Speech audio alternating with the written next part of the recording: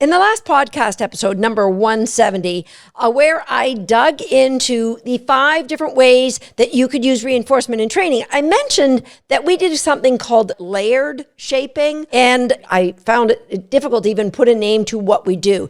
And I realized that by saying what I do with all my dogs and what we teach all our students is layered shaping, kind of created this image that when our students come to us in our online classrooms, we say, yeah, grab a clicker. Here's your roadmap to shape behavior. Let's go. That is not at all what we do. And that led me to this podcast episode.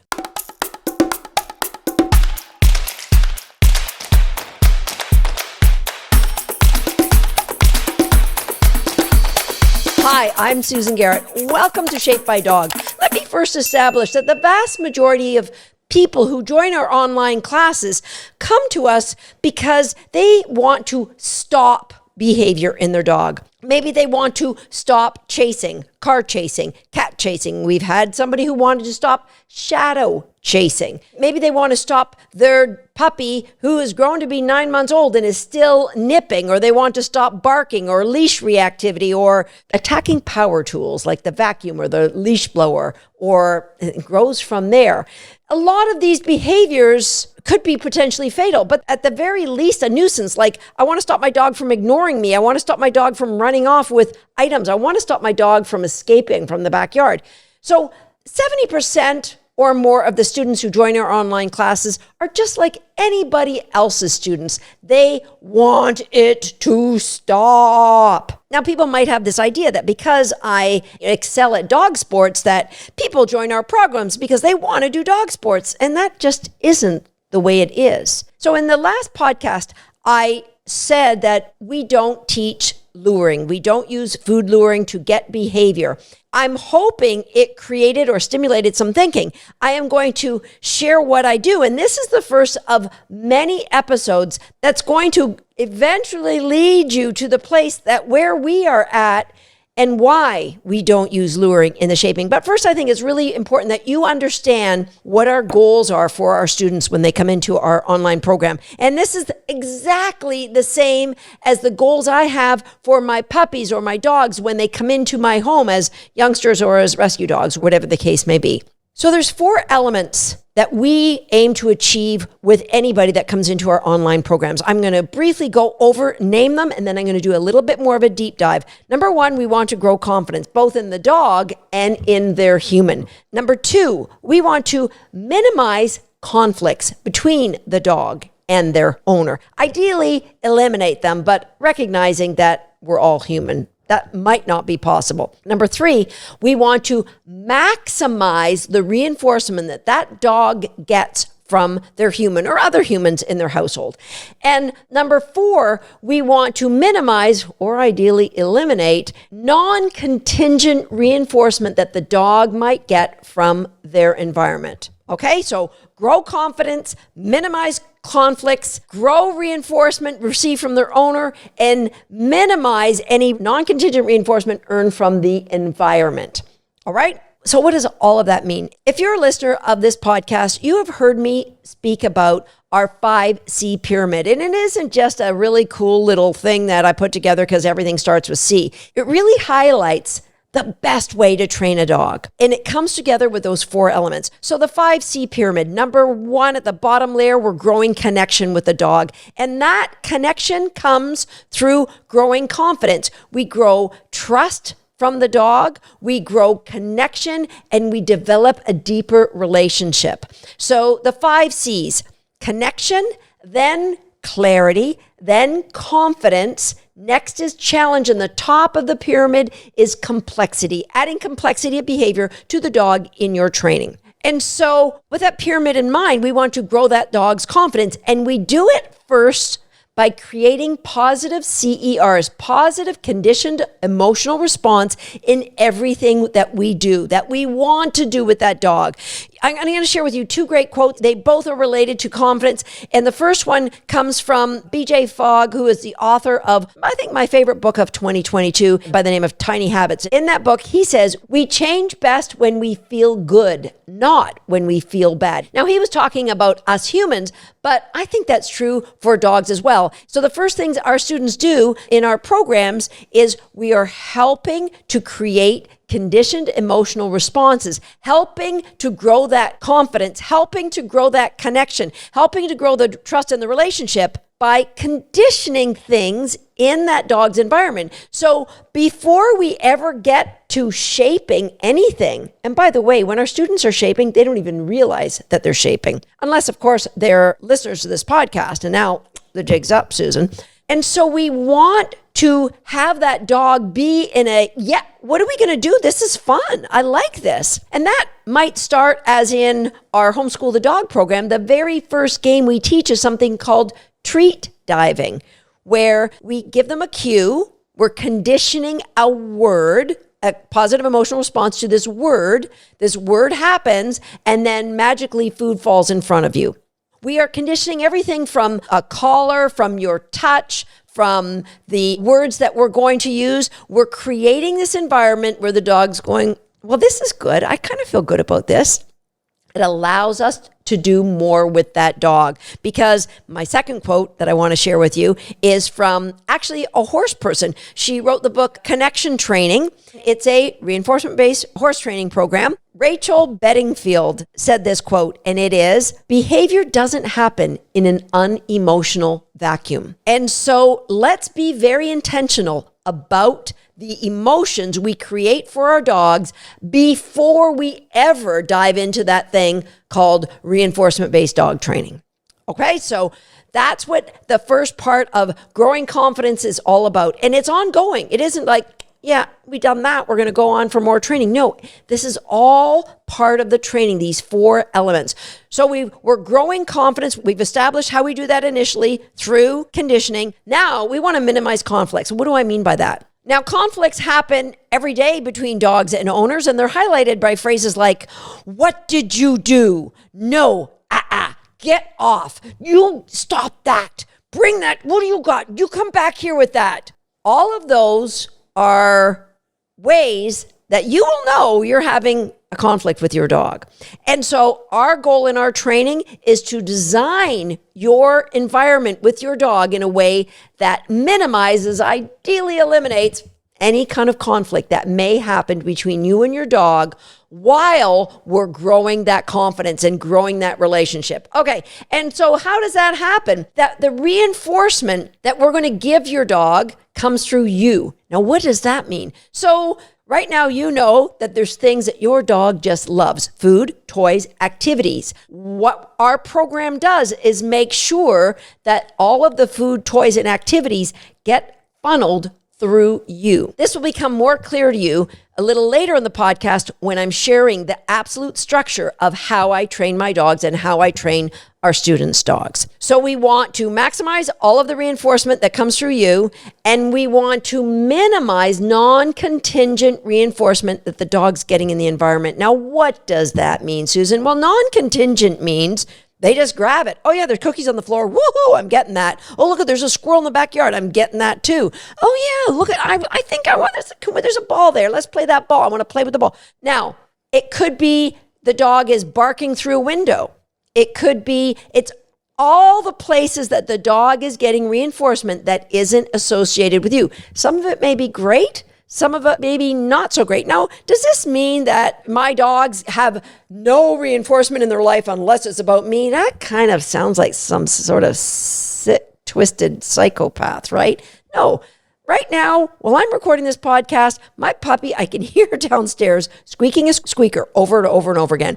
She has an X pen that's filled with all kinds of things that she can do without me. All right? So I'm not saying that they can have no pleasure in their life unless it's about me.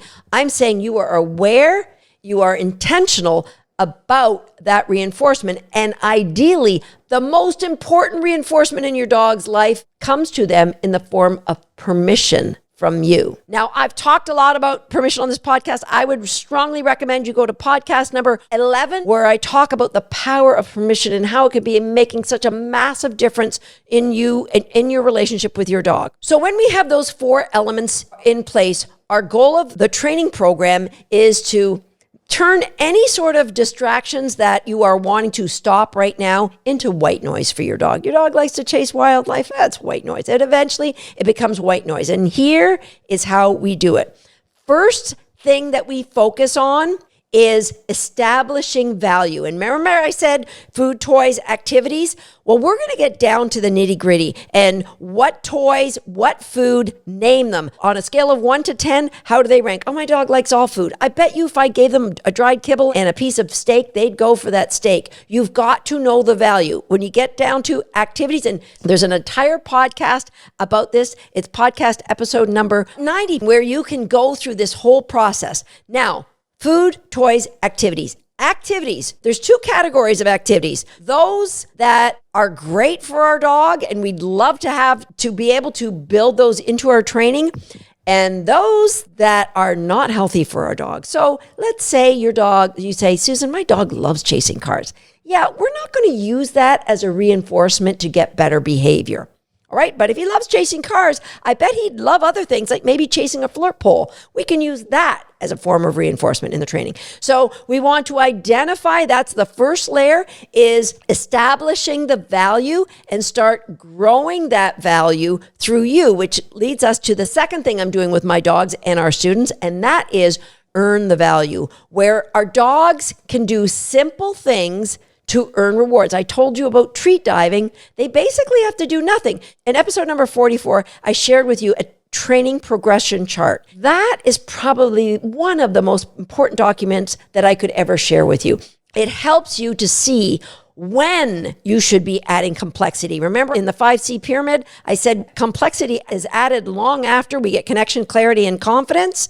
Well, you go into some programs and they're adding complexity right away. Let's get your dog to sit and then stay. You're working on stays before the dog has any connection to you emotionally or to this building or any reason to want to stay. They're putting complexity or challenge long before they should. And that's a recipe for failure at best. And so we've established what's of value. And now we're going to help your dog to understand how they earn the value. And for our students, we give them what I referred to in podcast episode number 151. I'm giving you a lot of podcast episodes, aren't I? Location-specific markers. So our students learn things like tug means you can have the toy, or cookie, or good, or yes means I'm going to deliver a piece of food to you. The dog learns that toys, or I could take a bowl of food and put it on the floor while I'm training, because they've never been taught to chase food with a lure. They've been taught that food is something you earn. Remember, we're in level number 2, earn the reinforcement. And it starts so simple. Treat diving followed by it's your choice. I've shared that game with as many people in the far corners of this planet. It's your choice is a game changer for your training. It helps the dog to identify when is food just white noise and when is the chance for me to earn it. And that takes us to level number 3, where we want to grow the value. So remember back at the beginning, we established what food and toys and activities your dog loves. Well, for a lot of our students coming into our programs, that's a very, very short list. And so with a short list, it's very difficult to grow the value to things that we want to use in training. Like, I want you down the road to understand this spot on my hip is of great value. We call it reinforcement zone. But if we haven't transferred the value to other pieces of food or to toys or to games, we got to do that right now. So what we teach our students first off, and what I teach my puppies first off, are games that change their physiology. Because in everything we do with our students, we understand the importance of that arousal curve that I spoke about in many podcast episodes, the arousal curve that gets our dogs into their zone of genius where they can learn and grow and connect with us at their best. We want to teach our dogs games that help grow that arousal, but it's growing the connection at the same time. So that is where we're growing the value. And guess what? By doing that, we are continuing to add more positive conditioned emotional states to our dogs when they're interacting with us. And yeah, it's training. This is training. This doesn't seem like training, Susan. Like when do they go sit and down?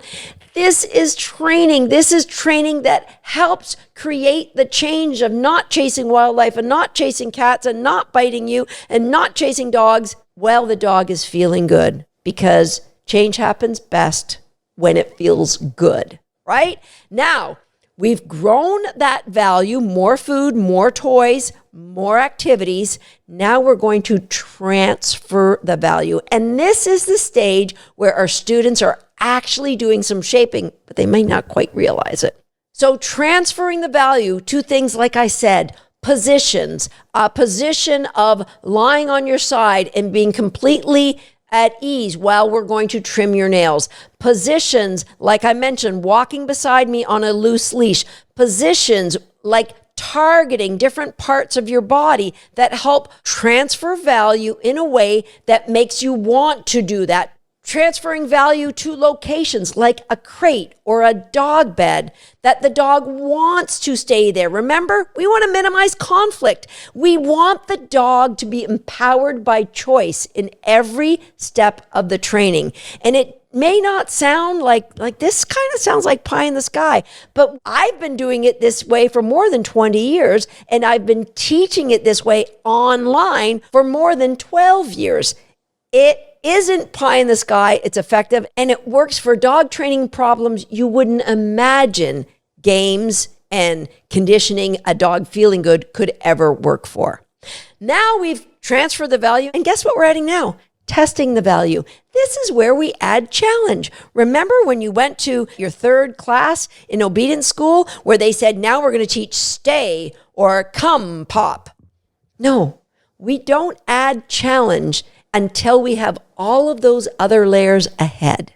And then we can add challenge in a way that's a game, that's playful, that even if the dog fails, they're feeling good about themselves because they're anticipating getting things right the next time. So our program is about reinforcement-based dog training, but we don't dig into any part of the quadrants of operant conditioning until we've really established through classical conditioning a way for our dog and human bond to grow. And through that growth and that trust, anything's possible, my friend. I hope this all makes sense to you. I know if you're one of my students listening to this, this will all make sense to you, but maybe you've not heard it laid out in this way. I'd love to get your feedback. Either jump over to shapedbydog.com/171 and leave us a comment, or come on over to YouTube and watch the episode. Leave me a comment there. What does all of this mean to you? And let me know, are you a very beginning novice trainer or are you an established professional? Because if you are an established professional, trust me, if you would adopt some of this into your programming, it will make the world of difference to your students. And if you're still thinking this is a little bit not tangible, stick with me. I've got more coming up to talk about my own protocols in my own dog training and how I take those elements and make them work for anybody. I'll see you next time right here on Shaped by Dog. Good. Tater's pretty good at hitting targets. Now it's your turn. If you're not a subscriber to this page, go ahead and smash that subscribe button now. And if you are already a subscriber, that's for you. Go ahead and get yourself a favorite cookie.